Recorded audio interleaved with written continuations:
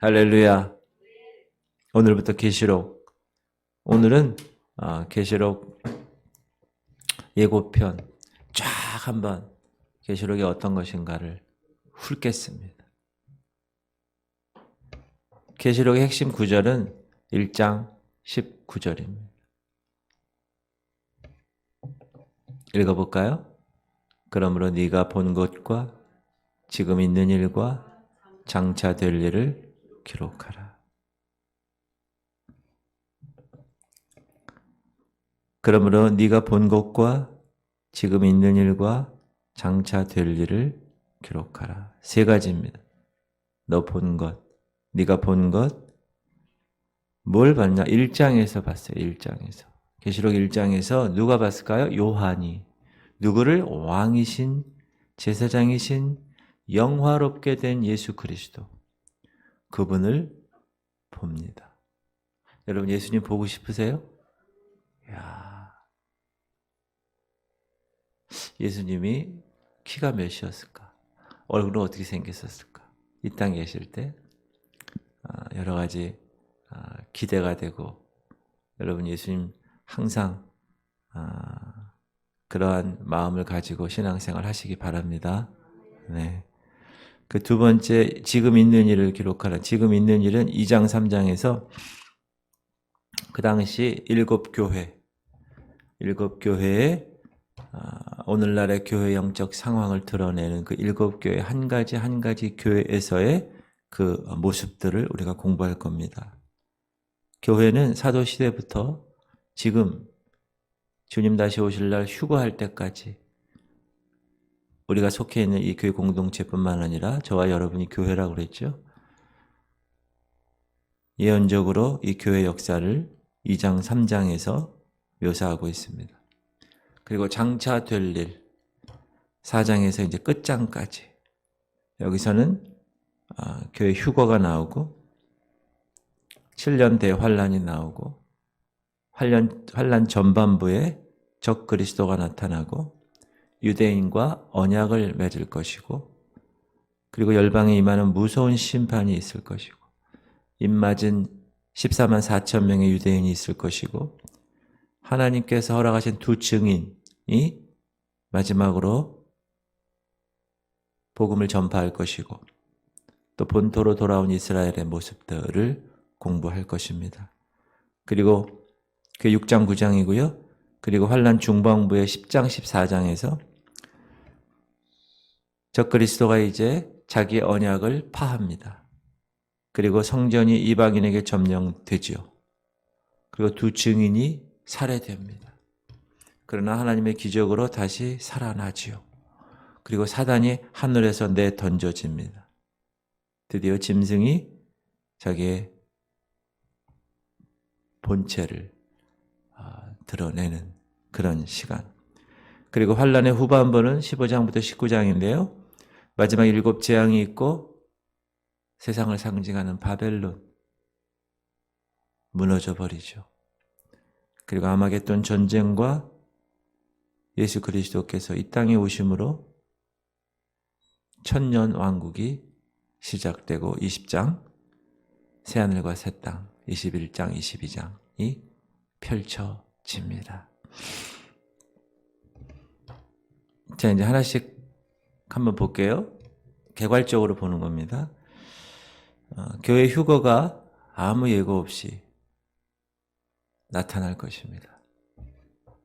데살로니가전서 볼게요. 시작.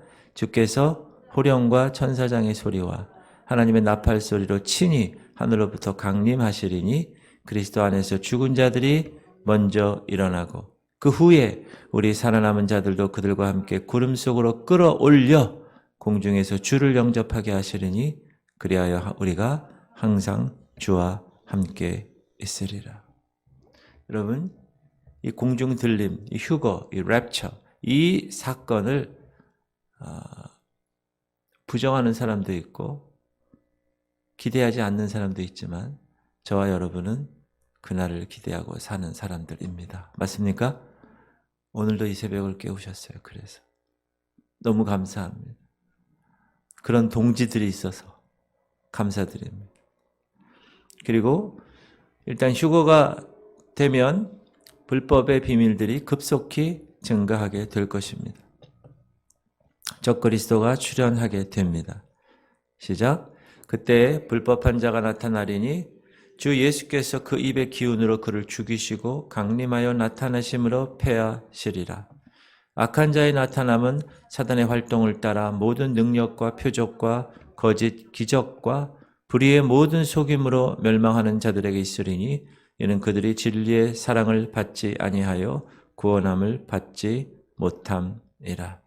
적그리스도가 이미 나타나서 평화로운 리더십으로 사람들에게 추앙을 받게 될 것입니다.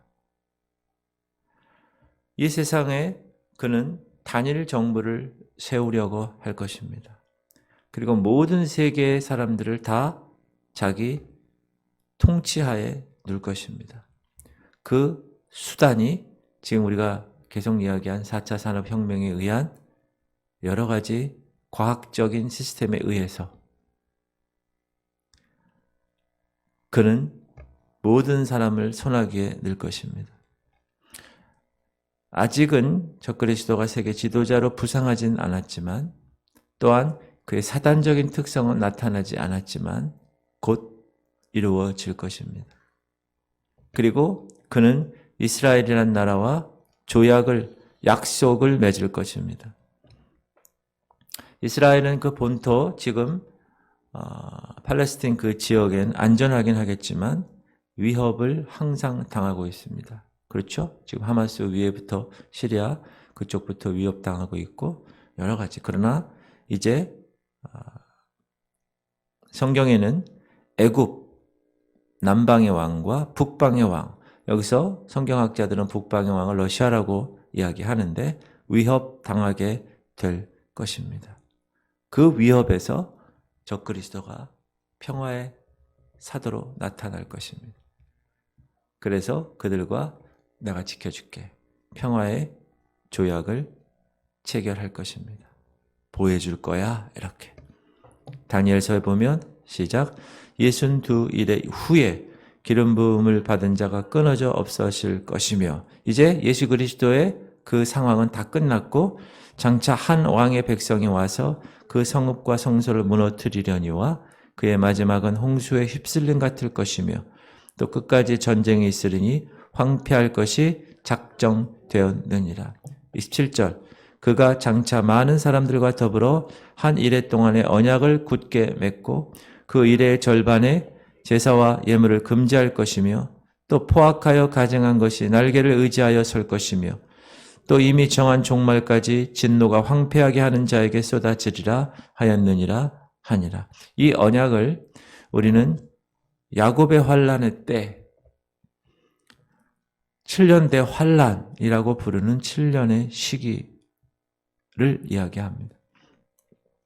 그리고 마지막 한 일에 대한 징조를 이야기합니다. 지금 우리는 어느 시대에 살고 있다고요? 그 중간에 교회 시대에 살고 있다고 그랬습니다.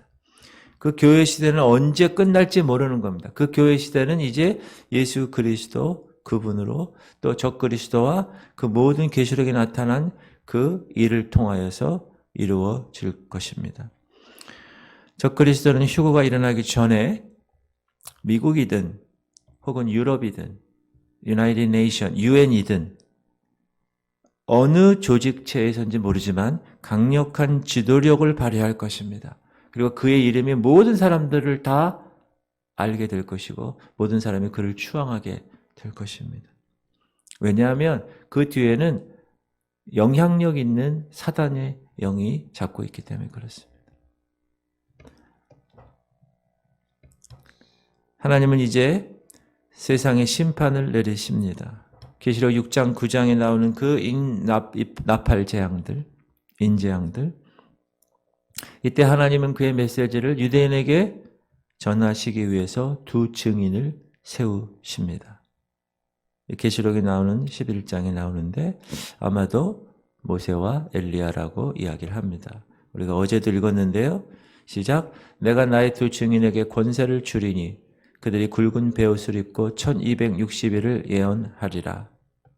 네, 4절. 그들은 이 땅의 주 앞에 서 있는 두 감람나무와 두 촛대니 만일 누구든지 그들을 해하고자 하면 그들의 입에서 불이 나와서 그들의 원수를 삼켜버릴 것이요 누구든지 그들을 해하고자 하면 반드시 그와 같이 죽임을 당하리라.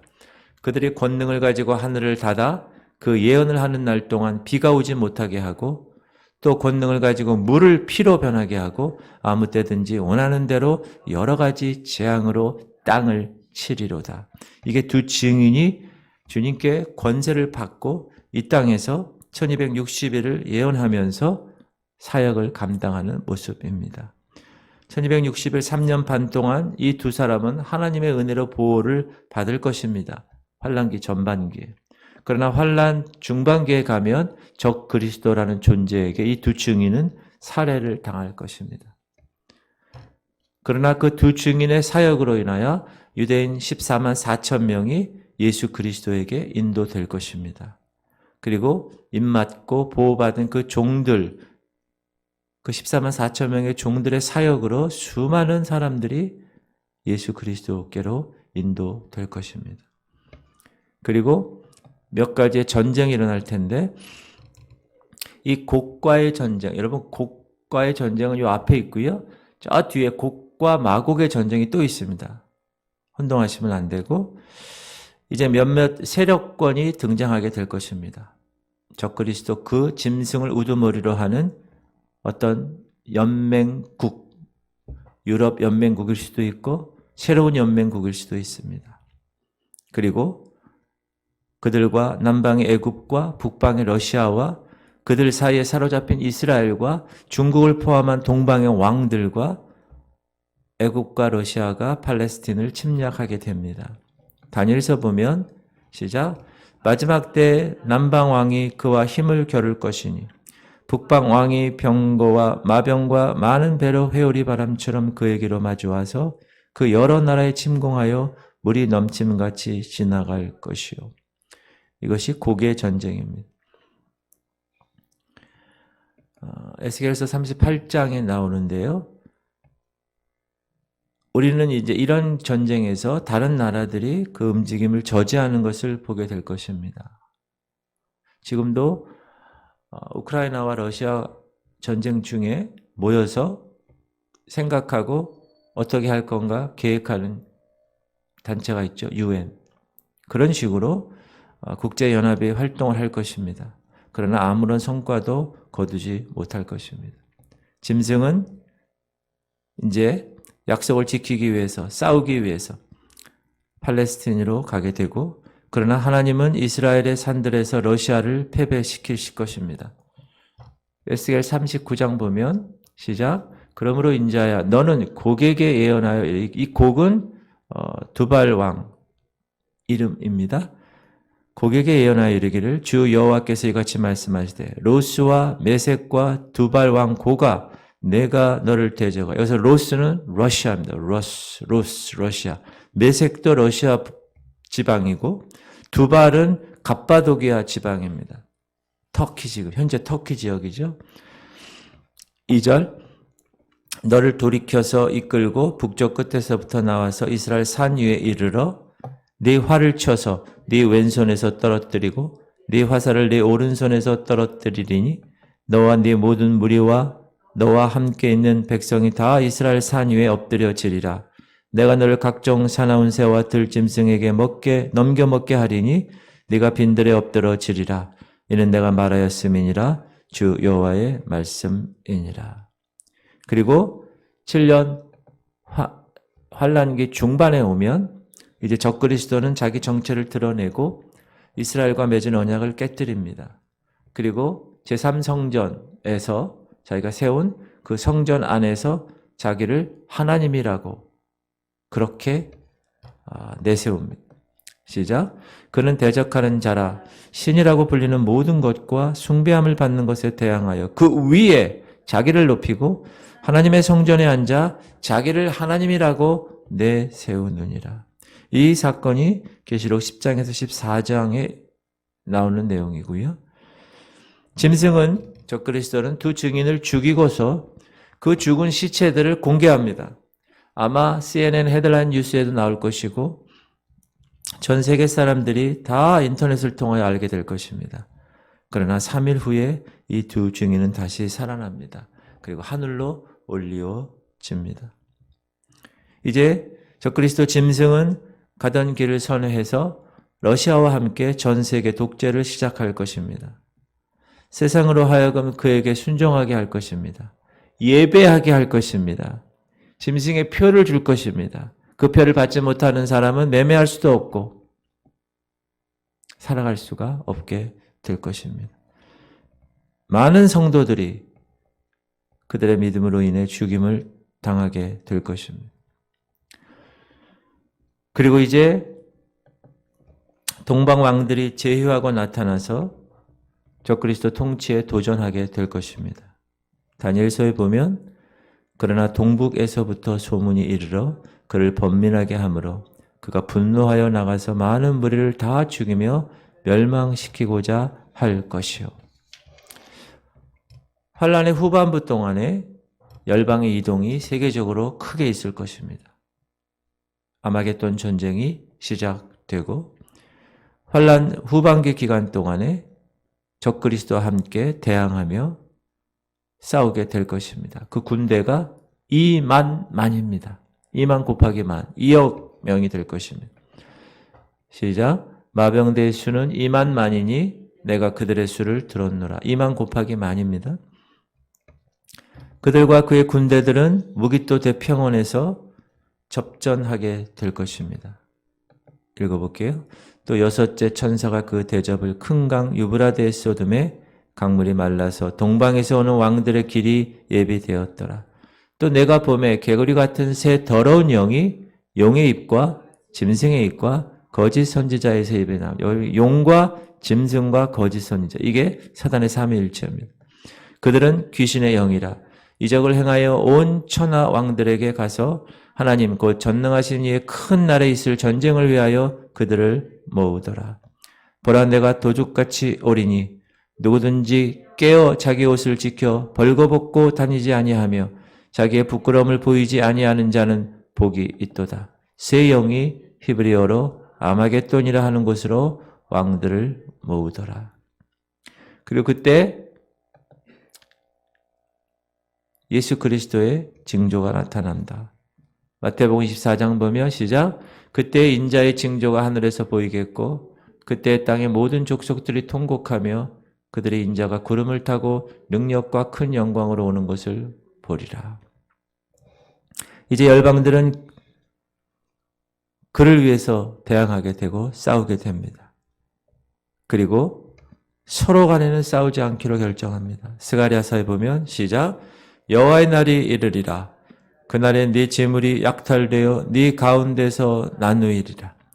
내가 이방 나라들을 모아 예루살렘과 싸우게 하리니 성읍이 함락되며 가옥이 약탈되며 부녀가 욕을 당하며 성읍 백성이 절반이나 사로잡혀 가려니와 남은 백성은 성읍에서 끊어지지 아니하리라. 그때 여호와께서 나가사 그 이방 나라들을 치시되 이 왕의 전쟁 날에 싸운 것 같이 하시리라. 4절. 그날에 그의 발이 예루살렘 앞 곧 동편 감람난에 서실 거죠. 예수님은 예루살렘의 감람난으로 오십니다. 감람산은 그 한 가운데가 동서로 갈라져 매우 큰 골짜기가 되어서 산 절반은 북으로 산 절반은 남으로 옮기고 이제 예수님이 오시면 그 감람산 중간에 갈라지는 거예요. 큰 계곡이 생기는 거예요. 5절. 그 산 골짜기는 아셀까지 이를지라. 너희가 그 산 골짜기로 도망하되 유다 왕 우시아 때 지진을 피하여 도망하던 것 같이 하리라. 나의 하나님 여호와께서 임하실 것이요 모든 거룩한 자들이 저와 함께 하리라.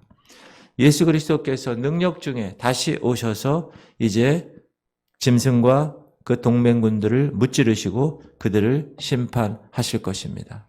시작.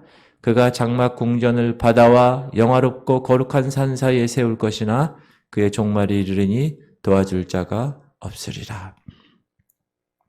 이제 짐승과 거짓 선지자는 지옥으로 떨어지게 될 것입니다. 사단이 결박당합니다. 시작. 짐승이 잡히고 그 앞에서 표적을 행하던 거짓 선지자도 함께 잡혔으니 이는 짐승의 표를 받고 그 우상에게 경배하던 자들을 표적으로 미혹하던 자라. 이 둘이 산채로 유황불 붙는 못에 던져지고, 그리고 사단은 결박되어 1000년 동안 있게 될 것입니다. 시작. 또 내가 봄에 천사가 무저갱의 열쇠와 큰 쇠사슬을 그의 손에 가지고 하늘로부터 내려와서 용을 잡으니 곧 옛 뱀이요 마귀요 사단이라. 잡아서 1000년 동안 결박하여 무저갱에 던져 넣어 잠그고 그 위에 임봉하여 1000년이 차도록 다시는 만국을 미혹하지 못하게 하였는데 그 후에는 반드시 잠깐 놓이리라. 그때 1000년 왕국이 이 땅에서 예수 그리스도와 여러분이 다스리는 자로, 이 땅에서 살아남은 사람들과 함께 우리는 부활체로, 그들은 인간의 육체로 같이 살게 되는 것입니다. 그리고 그때 예수 그리스도는 이제 심판하시기 위해서 이방 나라들을 모으실 것입니다. 시작. 인자가 자기 영광으로 모든 천사와 함께 올 때 자기의 영광의 보좌에 앉으리니 모든 민족을 그 앞에 모으고 각각 구분하기를 목자가 양과 염소를 구분하는 것 같이 하여 양은 그 오른편에 염소는 왼편에 두리라.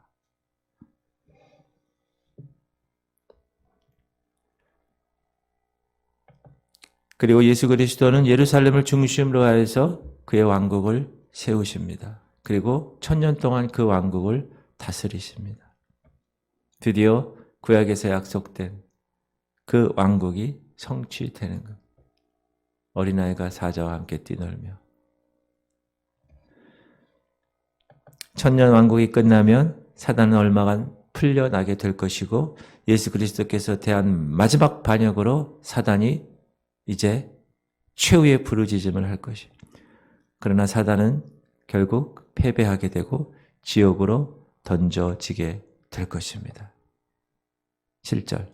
1000년이 참에 사단이 거기에서 놓여 나와서 땅의 사방 백성 곧 곡과 마곡을 미혹하여 모아 싸움을 붙이려니 그 수가 바다의 모래 같으니라. 그들이 지면에 널리 퍼져 성도들의 진과 사랑하시는 성을 두름에 하늘에서 불이 내려와 그들을 태워버리고 또 그들을 미혹하는 마귀가 불과 유황못에 던져지니 그는 그 짐승과 거짓 선지자도 있어 세세토록 밤낮 괴로움을 받으리라. 이제 그 마귀가 불과 유황 호수에 던져지게 됩니다. 그리고 구원받지 못한 사람들, 그리고 죽은 사람들은 큰 흰 보좌 앞에서 백보좌 심판을 받기 위하여 부활할 것입니다. 시작. 또 내가 크고 흰 보좌와 그 위에 앉으신 이를 보니 땅과 하늘이 그 앞에서 피하여 간데 없더라. 또 내가 보니 죽은 자들이 큰 자나 작은 자나 그 보좌 앞에 서 있는데 책들이 펴 있고 또 다른 책이 펴졌으니 곧 생명책이라. 죽은 자들이 자기 행위를 따라 책들에 기록된 대로 심판을 받으니 바다가 그 가운데서 죽은 자들을 내주고 또 사망과 음부도 그 가운데서 죽은 자들을 내주매 각 사람이 자기의 행위대로 심판을 받고 사망과 음부도 불못에 던져지니 이것은 둘째 사망 곧 불못이라. 누구든지 생명책에 기록되지 못한 자는 불못에 던져지더라. 그리고 이들은 영원한 세계 지옥에 영원토록 던져지게 될 것입니다. 그리고 새 하늘과 새 땅이 나타나게 될 것입니다. 영원토록 하나님께서 우리에게 허락하실 최종 목적지. 또 내가 새 하늘과 새 땅을 보니 처음 하늘과 처음 땅이 없어졌고 바다도 다시 있지 않더라. 또 내가 봄에 거룩한 성 새 예루살렘이 하나님께로부터 하늘에서 내려오니 그 준비한 것이 신부가 남편을 위하여 단장한 것 같더라.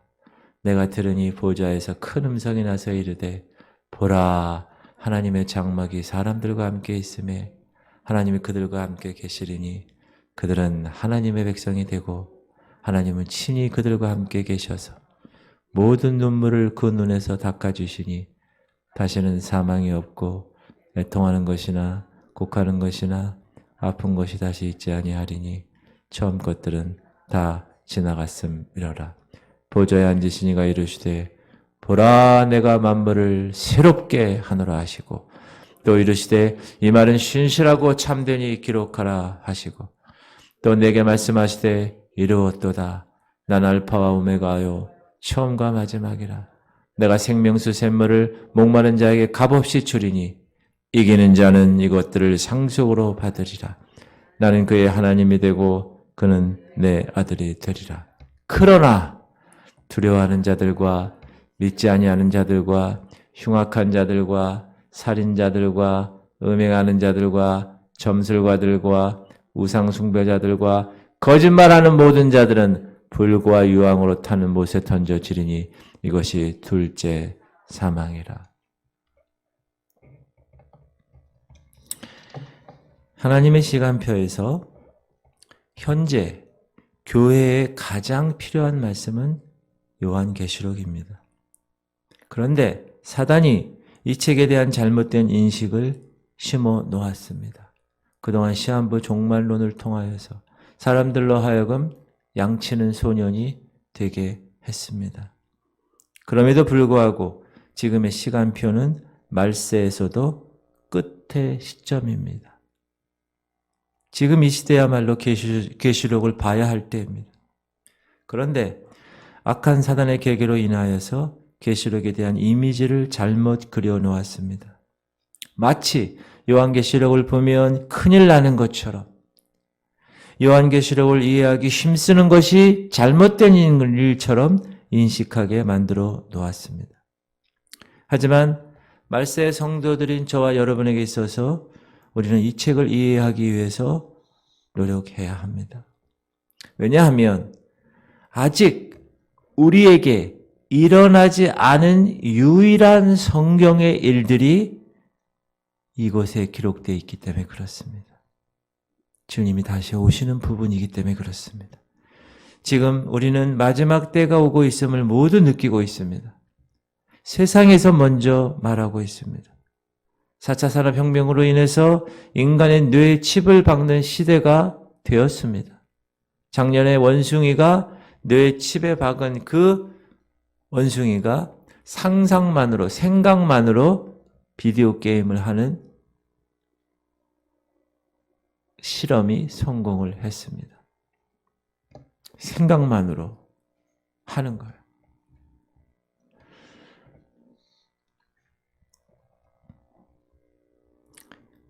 그렇다면 요한계시록에서 우리가 배울 내용이 무엇인가? 예수님께 집중하자는 겁니다. 7 교회를 이야기하든 대환란을 이야기하든 앞으로 나올 또 다른 이야기든 이 모든 계시록의 내용은 전부 예수 그리스도에 의한, 예수 그리스도에 관한, 예수 그리스도에 대한 책이기 때문에 그렇습니다. 예수 그리스도 그분이 말씀이시고 그분이 복음이시기 때문에 그렇습니다. 그 복음에서 벗어나지 않게 하시려고 성령의 감동으로 인하여 요한에 의해서 예수 그리스도에 대한 계시가 쓰여지게 된 것입니다.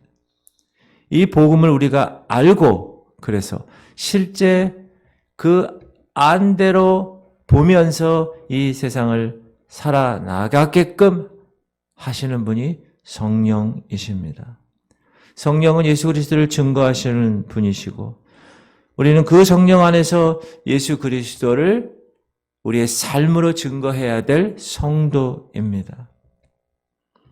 믿는다는 것은 바로 이것을 의미하고 그 믿음은 머리가 아니라 여러분의 삶을 통하여 나타나야 되는 것입니다. 실제적으로 지금은 마지막 때입니다. 물론 때와 시기에 관하여 우리는 알 수가 없습니다. 그러나 중요한 것이 있어요. 주님 다시 오심을 인지하며 생각하며 살아가는 성도와 그렇지 않은 성도들의 삶은 차이가 날 수밖에 없습니다.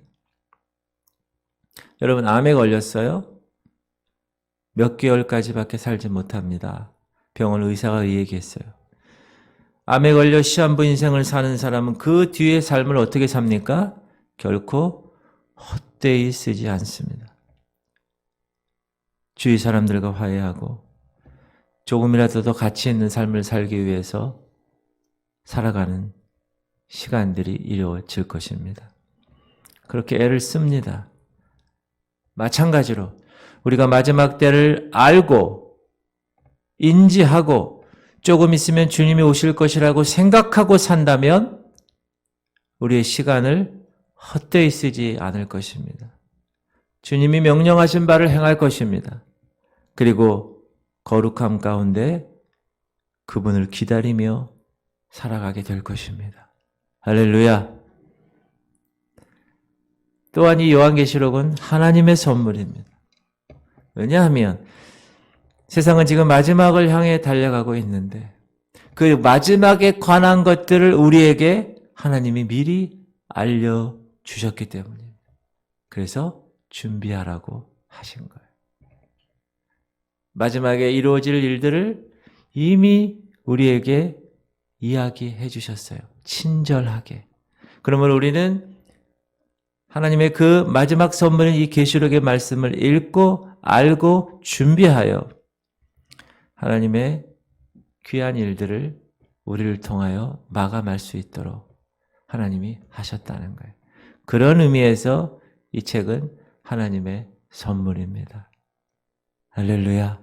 저도요, 요한계시록 지금까지 신앙생활 하면서 최근 몇 년 이전에는 보지도 않았어요. 뭔 얘기인지도 모르겠고.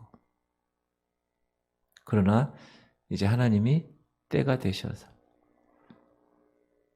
사랑하는 여러분들과 함께 이 말씀을 공부할 수 있게 하나님이 인도하셨습니다.